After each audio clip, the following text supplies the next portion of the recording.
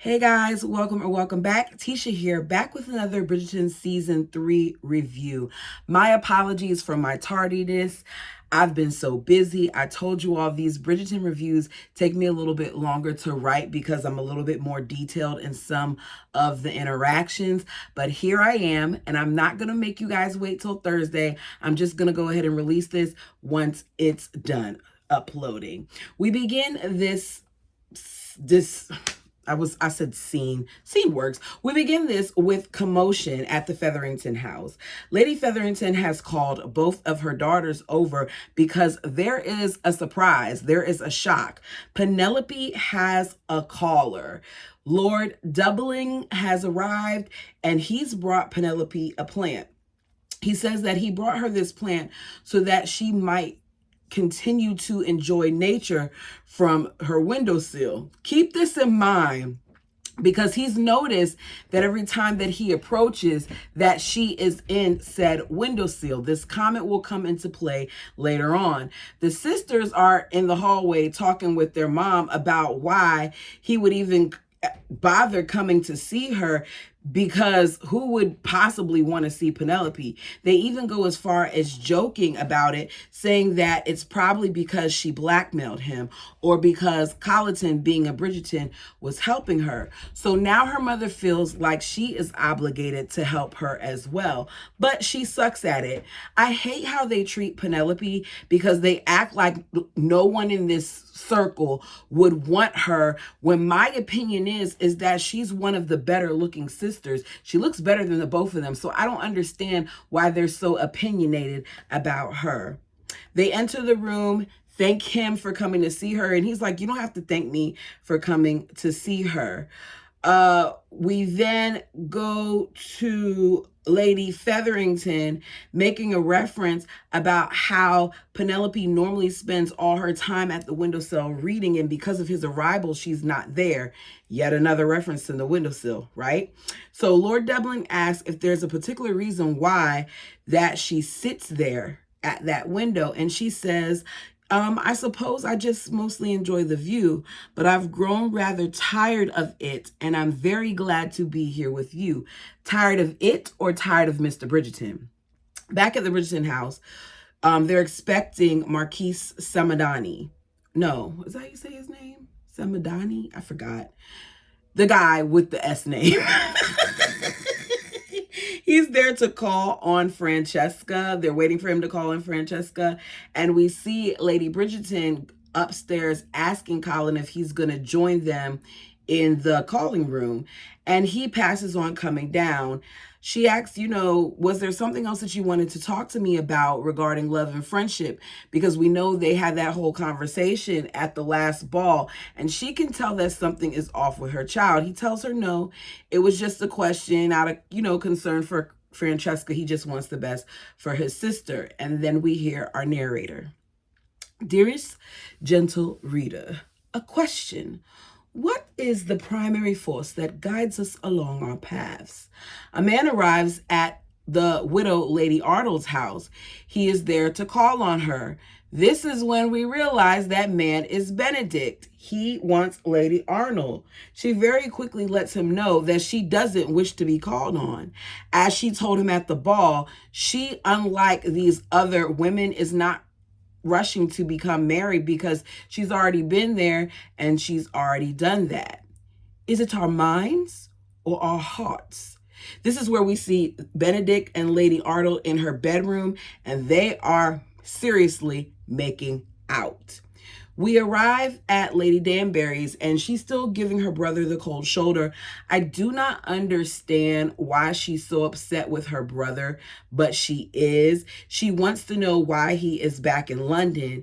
He was tired of being by himself, and he said that, the lack of society has brought him back. He's been only talking to his staff, and he just, wants to return back into society and resume that. She lets him know that he's going to have, to let all of the ladies that are there occupy his time because she has things to do, and she walks off. There's something deeper there, and I can't wait until we find out what it is, because I don't like how cold she seems to be being to her brother. And Lady Danbury is one of my favorite characters, so I want to see what it's about. When heart and head are in conflict, every choice may feel like agony.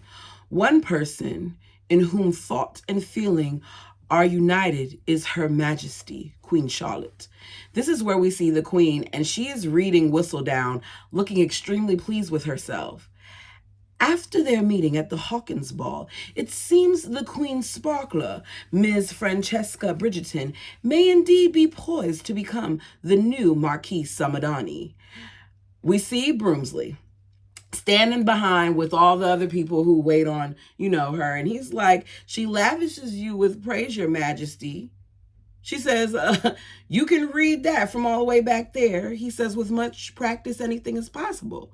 She said, well, then I am pleased we are so well practiced in hosting the most exquisite gatherings.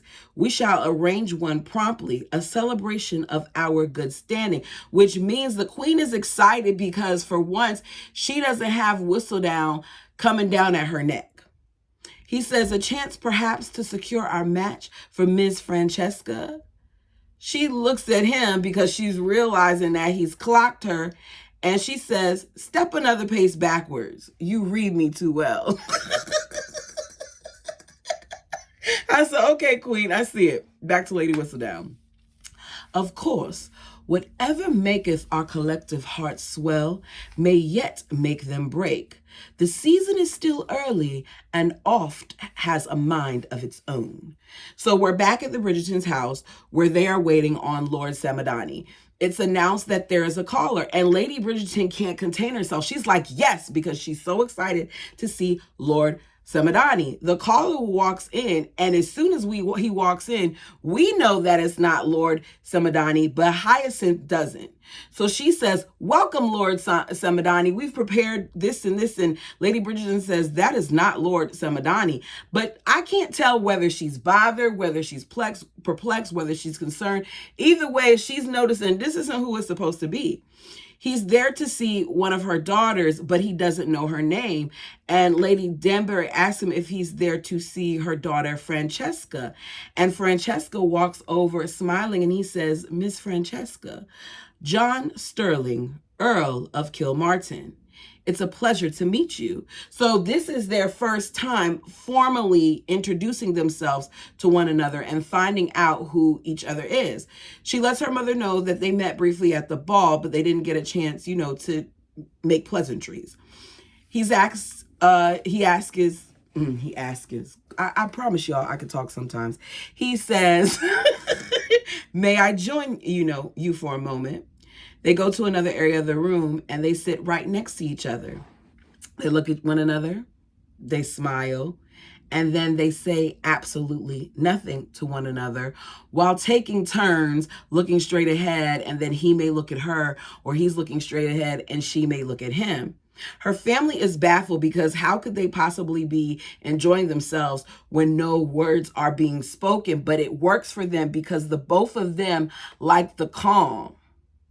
Neither one of them like to do all of that unnecessary talking, so they like this. After all, they did meet both trying to catch some air and peace and quiet. Eloise is all in as she's watching them just enjoy one another. And she's like, I didn't know that this was possible where you could just, be. Hyacinth says that, perhaps they're just enjoying themselves. Interesting how the youngest one seems to have it figured out. Meanwhile, Lady Bridgerton is trying to figure out how they can even get to know each other if they're not speaking. He's not even there for a few minutes when Lord Samadani arrives. He greets the family, calls each one of the siblings by name, kisses Francesca on her hand, and then Lord Kilmartin says, good day, and he leaves. Francesca watches kind of like in disbelief, and she looks a little bothered that he left. Fast forward to Will and his wife, Alice. Will is experiencing some problems with the club because he's losing most of his members, and he's been told by 3 different lords that he needs to give up the club. And he doesn't want to give up the club because that's what he was able to build under the Mondridge name. So he plans on keeping the club. I didn't understand what the big deal of this was, especially because if he's a man and he's happy, you would think that him being an entrepreneur would be part of the reason why he would have a lot of money. But it seems like the club thing is an issue. All right. Later on, we see Alice, and she's talking to Lady Danbury at the ball, and Lady Danbury is looking at her like, your husband should be here. She informs her that the queen is not going to be okay with the fact that someone with rank is working at a social club. So she needs to encourage her husband to give it up. And I said, okay, if this is coming from Lady Danbury, then there's some merit to this. But I want to know why he can't, have it. If you guys know, tell me why. The new life, she says, is worth his sacrifice. Past lives are dangerous places to revisit. And as she's saying this, the camera pans to her brother who's talking to Lady Bridgerton. I don't know if that's foreshadowing or not. I personally think that it's ridiculous that he can't do both, but apparently it's a problem. But let me get back to a different part. So we're at the library, witnessing a collection that was built since 1790. There's a large collection of books, and Penelope is eager to read them. But her mother comes over trying to grab the book that she's reading because she feels like books are a distraction. She tells her that her main focus right now needs to be Lord Debling. And Penelope is like, look, Mom, the book that I'm reading will be beneficial because it's explaining information about the voyages to the north, which is where Lord Debling plans to travel. But her mother feels like she's supposed to act like some type of damsel in distress and act like she doesn't know anything and have him tell her that. Lady Featherington is a very interesting character to me because sometimes she really gets on my nerves, and other times I can see that she's really trying to fight for her girls, which makes me want to know more of her backstory. I hope we get some of these characters in between.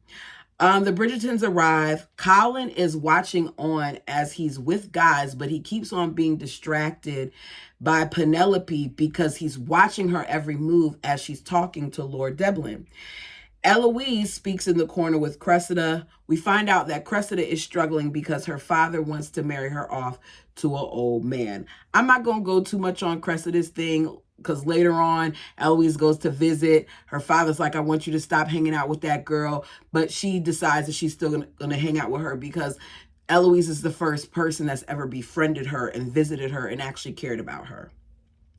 We continue the conversation with Penelope and Lord Debling, and he wants to know what stories interest her. She says, I find myself drawn back time and time again to stories of love. They are histories of connection, of hope for a better life. Does that make me sound terribly vapid? And he says, are there any novels in which the man goes traveling for a very long time and his wife is happy to stay behind, tend the estate, I suppose, and tend the estates? He says, I suppose that wouldn't, be a book with a bunch of sentiment, would it? She says, not necessarily, but if the wife did have her own interest in life, then perhaps they could both be very happy. He says, a practical match, but a happy one. I like the sound of that. And how, dare I ask, might this fictional gentleman ask for a young lady's hand? You see that she gets a little nervous by this. He says, especially if she had no male relative. He says, if I were writing the book, that is. And she says, well, I suppose you would have to ask her mother. He says, and if her mother gave her blessing, do you think she would say yes? And for a split second, you see her get distracted as she looks at Colin as he's talking to his friends, like she's wondering what's going to happen with their situation. And she says, I think you would have to read the book. He smiles because he loves that answer. Cut to Colin. Music is playing. He's left this event. He's back with these two ladies that he keeps on having these threesomes with. But he's not into it. You can tell something is clearly on his mind. He tells them that his enthusiasm is somewhere else that evening. So they're like, you paid. And he said, yeah, I'm not feeling it. And they're like, okay, well, you can watch. And they begin to do stuff as he looks off in the distance. Everybody is outside the marketplace. Lady Featherington is still, no, not Lady Featherington. I don't know why I have in my notes, I keep writing Bridgerton for Featherington and Featherington for Bridgerton. Do. Anyways, Lady Bridgerton is still talking about Lord Semadani when Lord Kilmartin appears. You hear Francesca ask if she knows his family, and Lady Bridgerton says no. She's like, are you interested in him? And Francesca then walks towards him and approaches him, and they both seem happy to see one another. She says, you left early the other day, and he said, because you had another caller. She let it be known that, she was looking for him the other day when they went to the other Lord's house at the library, and he tells her that he's not, one to go to a bunch of different social events, and that the one he does go to, it's because it's the polite thing to do. So she asked, is it polite for you to come and speak to me? And he's like, well, you approached me. And then music is playing. And he says, enjoyable music. And she tells him no. She said, the pace is too fickle. Just as you think you are starting to comprehend the melody, the song is over. A song like this would be sweeter if it were played in 3/4, so one could, in fact, feel the music. So he looks at her and he says, that's helpful. And then says, will you excuse me? And walks off. I'm standing there like, what do you mean? Thanks. And then walk off. We just had a great conversation. Why are you leaving me? She then turns to her mother looking disappointed and says, I'm not interested in him. But I think she is. Back at Will's club, we see Colin looking bored by all the various stories that the guys are telling about their encounters with women. He's asked, to tell more about what he said previously, and then he lets us know his true feelings. He said, this entire time, I just felt like the necessity to remain cavalier about the one thing in life that holds genuine meaning. It makes, you feel lonely. And they laugh. He said, all of this is tiring. He ends up leaving. Colin wants something meaningful, and he's realizing that more and more. Back at the Featherington house, we find out that Lord Dublin has requested Penelope's hand.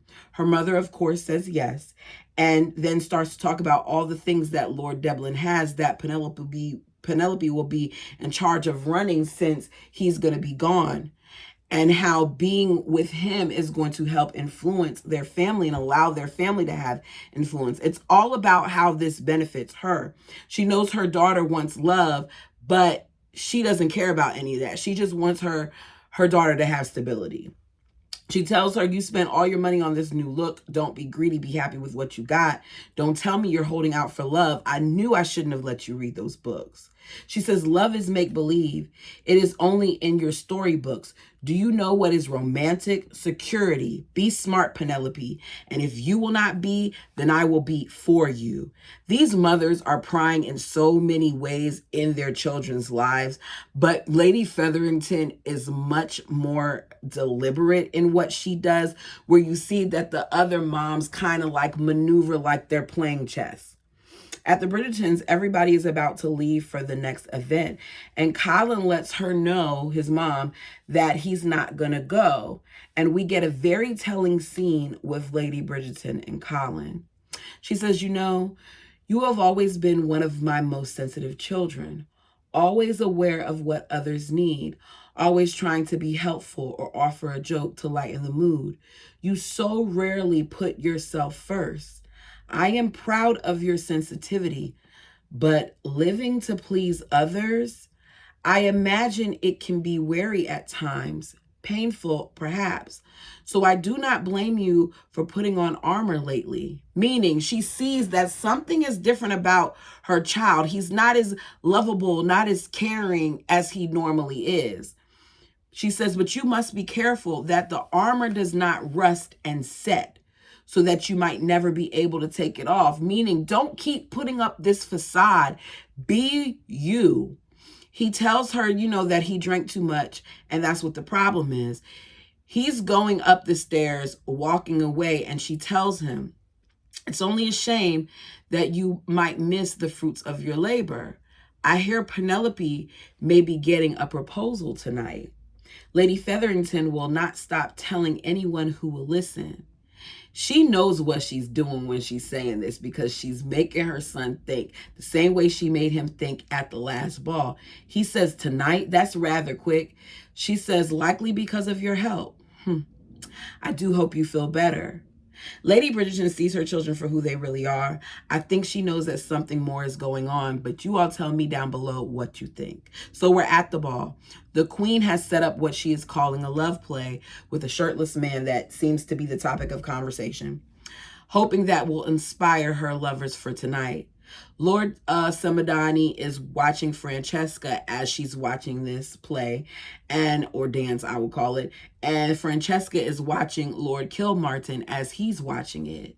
Everyone is captivated. Dance is such a beautiful form of art. I really miss it. I should have never stopped, but I stopped once I went to college. But I shouldn't have stopped. I miss it. And seeing them do it, I was just like this is a real performance, like it's for me too. As soon as the performances are over, Lord Doubling says, to Penelope, can he have a dance? Of course, Lady Featherington encourages it. We see that Lady Bridgerton is watching nervously when Lord Anderson approaches. He finds out that, they pass their time in the city by meddling in the lives of their children, because that's what Lady Bridgerton tells him. She adds that, your sister is great at meddling. She has this capability of molding society to her will, and she's rather good at it. And he's surprised by this, which shows how little he knows her. I wonder which version of her that he had and what turned her into the person that we know now. He said he didn't have a love match growing up, but he did grow fond of her. So Francesca, is going to be okay. And she tells him that, I had a love match. And he looks at her in her eyes and he tells her, he's deeply sorry for her loss. He lets her know that he's envious and that for his second act, he hopes to find a love match, which means he wants to find a woman. He later approaches his sister to tell her he's interested in a lady that's there, but she doesn't want to have anything to do with it. She tells him she's not going to help him and he could just continue to rake around the town, even though he doesn't consider himself to be a rake. So I wonder what he did that she chose to call him this. We see Francesca. She's done dancing with Lord Sanamati. I don't know why sometimes I forget his name. He goes off to get a drink. The queen is pleased. She thinks she's done her job when Lord Kilmartin approaches.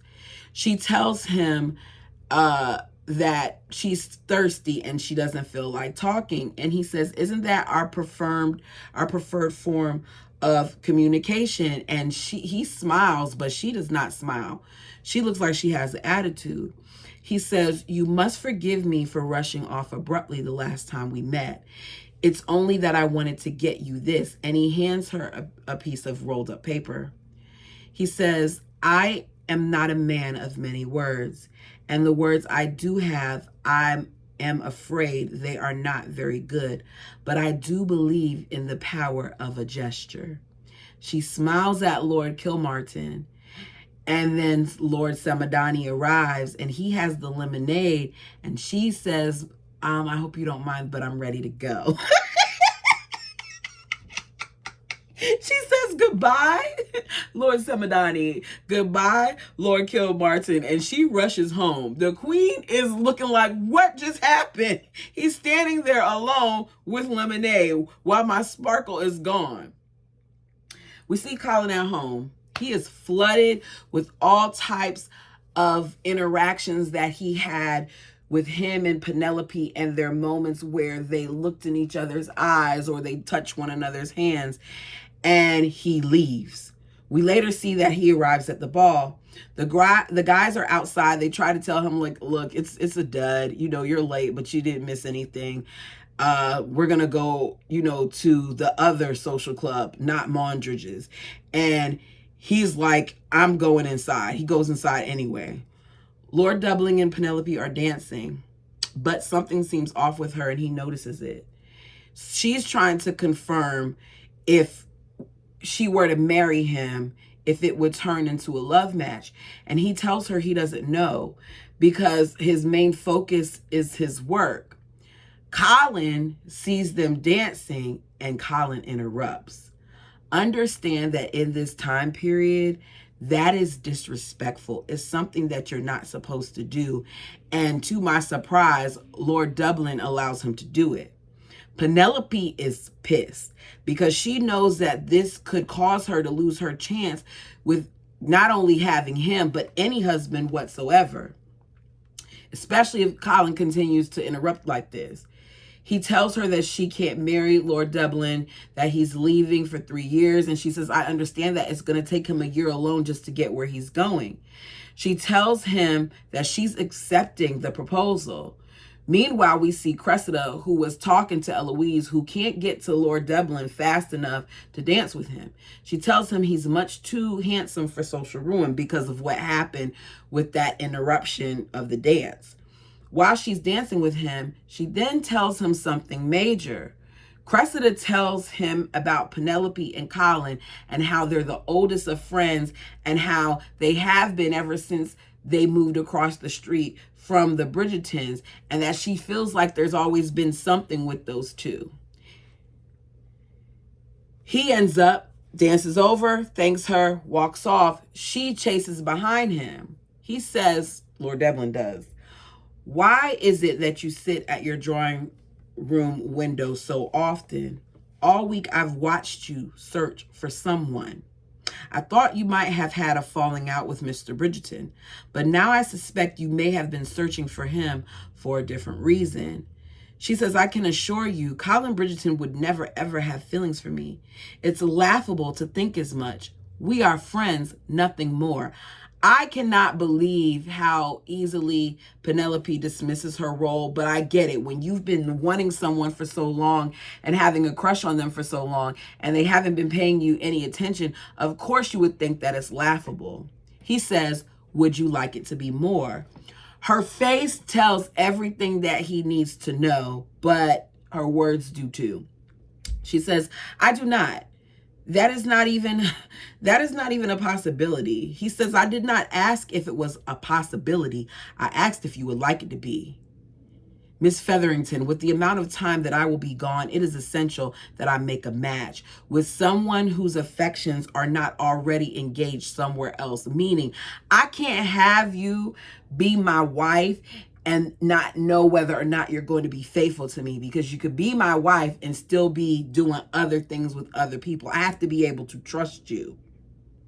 Whatever it is that you're searching for, I do hope you find it. Good evening. And he walks off. Now, rather than checking on her daughter because she sees this exchange, Lady Featherington runs over and asks her what she's done. And Penelope is like, you're asking, what have I done? How about if you ask if I'm okay? She ends up leaving. Let me tell you something. These next couple scenes were everything that they needed to be. Penelope runs outside, signals for her carriage. It is said that the heart is forever making the head its fool. Penelope is crying as she gets into her carriage. Colin runs out. We see Francesca playing on the piano. She's excited because Lord Kilmartin had the music that they had heard a previous day rearranged for her exactly the way that she said it should be. So she's happy. And when one chooses their heart over their head, often all reason goes out the window. But the body has a way indeed of knowing most what it needs. This is where we see Bridgerton and Bridgerton Benedict, Benedict Bridgerton, sleeping with Lady Arnold. Like they having a good old time in the bed. Her hair is down and they in the nude. And this author is not one to deny the age-old wisdom of a beating heart. We see Colin. You hear him say, wait. Colin stops the carriage. Y'all, The way this played out was genius. From Penelope being so angry with Colin to the way he chased down the carriage, even to the point of him being brave enough to tell her his feelings. I loved it. The music choice, the breathy breath that they do. It was good. They're going back and forth. She's fussing at him like, how dare you do this? You got the only chance of me getting married. You're sitting here and you're messing things up for me. And I'm not going to have anybody else. You don't even care about me. And he's like, I do care about you. And she's like, you don't have feelings for me and whatever else. And he says, what if I did have feelings for you? I have spent so long trying to feel less, trying to be the kind of man society expects me to be. And for a moment, I thought I had succeeded. But these past few weeks have been full of confounding feelings. Feelings like a total inability to stop thinking about you, about that kiss. Feelings like dreaming of you when I'm asleep. And in fact, preferring sleep because that is where I might find you. A feeling that is like torture, but one which I cannot, will not, do not want to give up. She's like, please, don't say things you do not mean. He says, but I do mean it. It is everything I have ever wanted to say to you for weeks. She says, but Colin, we are friends. You see him retreat like, oh God, I just poured my heart out. And she's just saying we're friends. He says, forgive me. I do not know what I was thinking. She then looks at him and says, but I'd very much like to be more than friends. So much more. And they're getting closer. And they're getting closer. And the breathing is happening. And the kissing is happening. And the way she runs her hands across his cheek into the back of his head. And then she pulls it. I didn't mean to pull. She pulls his hair, the way he holds her as they're kissing, the way that he continues to kiss her, the way he slides down her dress ever so to show this part of her shoulder that he's never seen before. There is passion there. Did I forget to mention Neo, Give Me Everything Tonight is playing in the background and they are giving it all, okay? This scene is a very good scene. And it changed my mind because y'all know in the past episode, I was rooting for Lord Devlin because I was tired of Colin not embracing his feelings. Colin moves his hand up her legs and she looks at him and does like this. I said, oh, this is serious, y'all. This is serious. She's enjoying herself. You hear the moans, you hear the breathing, you hear all of that. Penelope and Colin are in their own little world to the point that they forget where they're at. I wonder what the driver was thinking while the driver was driving the carriage. So all of a sudden, the carriage comes to a stop. They don't even realize that the carriage is coming to a stop because he's supposed to be getting dropped off at his house. So you hear as the driver alerts them that they've arrived at the Bridgerton house. Penn is like, oh God, oh my God, we're kissing. Oh my God, we're kissing. He says, oh God, can the carriage driver not keep on driving? And they laugh. It is so perfect the way that he says it, the way that he looks at her, the way that she looks at him, the laughter that they had together. I see it. I believe it. You hear her say, do you think anyone saw us? He's like, I wasn't paying much attention to anything. And he's looking at her like he wants to devour her and like he's thinking at the same time. And she's like, what are you doing? And she's like, Colin. And he says, are you coming with me? She says, what? Your family will see me. Colin hops out of the carriage knowing exactly what he's gonna say next. He says, for God's sakes, Penelope Featherington, are you going to marry me or not? Oh, wait!